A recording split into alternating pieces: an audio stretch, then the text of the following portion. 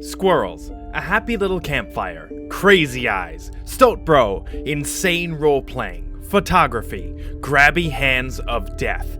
This is Inscryption. Inscryption is a spooky roguelite card game where you find yourself trapped in a shack and forced to play against your captor, who happens to be a damn good DM. In this game, you build your deck from nothing, find clues, and solve riddles to build the best deck possible as you fight for your life, and unravel the mystery of what's actually going on. I'm gonna preface this video by saying that there's a lot more to this game that I'm going to cover. So much of what I loved about Inscryption was how it surprised me again and again, and it would be a shame to have that spoiled for you. If you're thinking about playing this game, do yourself a favor and don't look too deeply into it. I'll do my best to just cover the general gameplay and my thoughts about the game without spoiling anything important. Without further ado, let's talk about it. You start the game off in a dark and spooky shack, sitting at a table. Slowly, two huge, dead eyes start to open in front of you, accompanied by a sound as if a door was creaking open. You start to panic. You don't know where you are, how you got here, or what's going to happen. You can only watch as he extends his green hands with eerily long fingers out at you, and he hands you a deck of cards? Now, I've never heard of a role-playing card game before this one, but it's awesome. At its core, Inscryption is a card game, and a damn good one at that. But there's a lot more to it. Inscryption's gameplay excels with its variety, storytelling, and overall creepy aesthetic. The card combat is extremely fun and challenging. It slowly introduces new concepts as it goes, ending with a huge amount of content to learn and play. There really is a lot to this game, and the card game is only the beginning. Between the card matches, you build your deck in a board game where you choose where you want your little figure to go. Each spot gives you a chance to build your deck in a different way. This one lets you pick a card, this one lets you risk a card to improve its stats, and this one lets you take a buff from one card and put it on another. As you progress on the board, you find a huge variety of these, all of which do something to build your deck. And the whole thing, board and card games, are all narrated expertly by your captor. As you progress on the board, you eventually get to the end of your path and run into the boss of that stage. These bosses are always a super fun challenge, and the presentation of them is great. Each boss has their own special mechanic that's designed to mess you up, and each one acts as a skill check for both your strategy and your deck. Oh yeah, and if you lose, he kills you. After getting destroyed by a boss or bad RNG, before getting sacrificed, you get to make the best card possible out of the costs, stats, and powers of your best cards, which all enter the pool of potential cards you can get as you start over. This is where the roguelite aspect comes into the game. The further you get in each life, the better your chances of getting stronger cards when you die, and each one enters the pool of cards that you can get in future lives. On top of that, you can also find items around the shack to expand your deck or give you permanent special bonuses.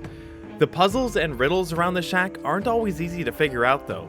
Enter Stoat Bro. Besides being a great starter card, Stoat Bro also gives you hints about where to look at the shack to find the key items and cards. And he has no qualms about criticizing your plays. Shut up, Stoat Bro, that play was fine. There's a lot to find too, giving this game a ton of variety. In it, you'll find a bunch of different environments, enemies, mechanics, and bosses, not to mention the variety that RNG brings when building and using your deck. You're never gonna play the same game twice, making the card gameplay super fun and replayable. There's also an overarching story that slowly unfolds as you play, and I promise you won't see it coming. This game shocked me at just about every turn, and it was all an amazing experience. The card game itself has a lot to it, and looking at the mid-game as a beginner might send your head spinning. It's not actually that hard to pick up though, especially because the game is really good at slowly introducing the mechanics, and giving them a good amount of time to sink in. Basically, the card game goes like this. Each side of the board has 4 spaces, and you start with 4 cards. Each card has a cost of blood ranging from 0 to 4.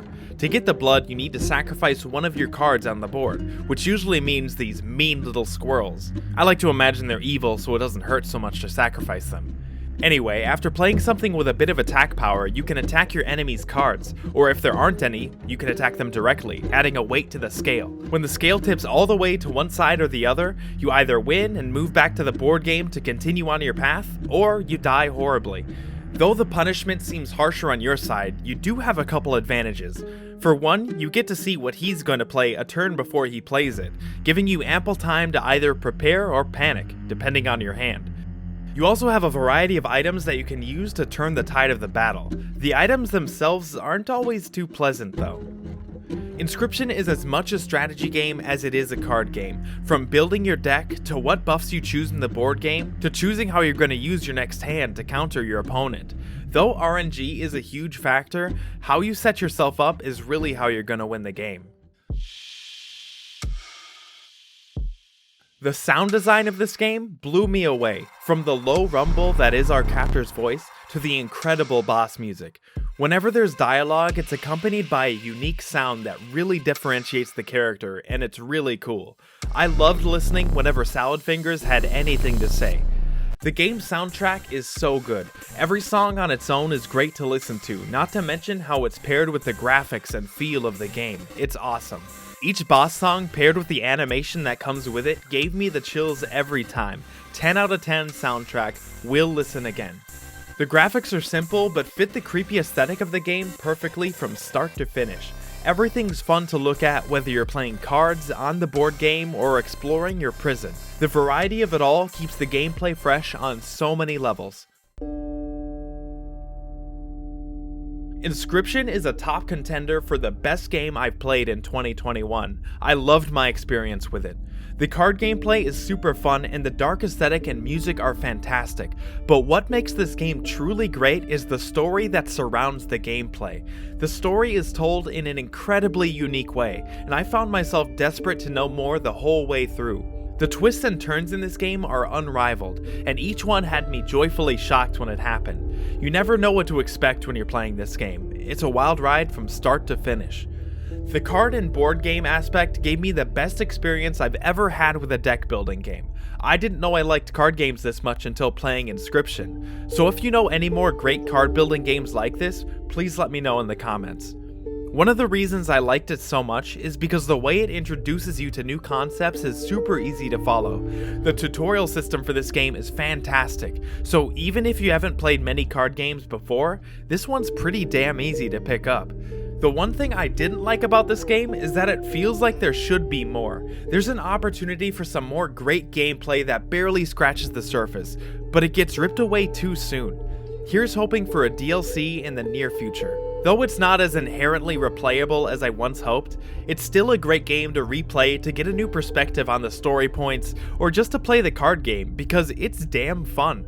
Do yourself a favor and play this game. There's a lot more to it than I even want to hint at, but at its core, it's a truly great one. If you like cards, strategy, or board games, or you love a good spooky story with excellent twists, pick this game up. You'll have a great time. Thanks for watching. Check out my first 15 minutes of gameplay if you want to see more. Like if you liked it, sub if you loved it, and I'll see you in the next one. Wow, great video.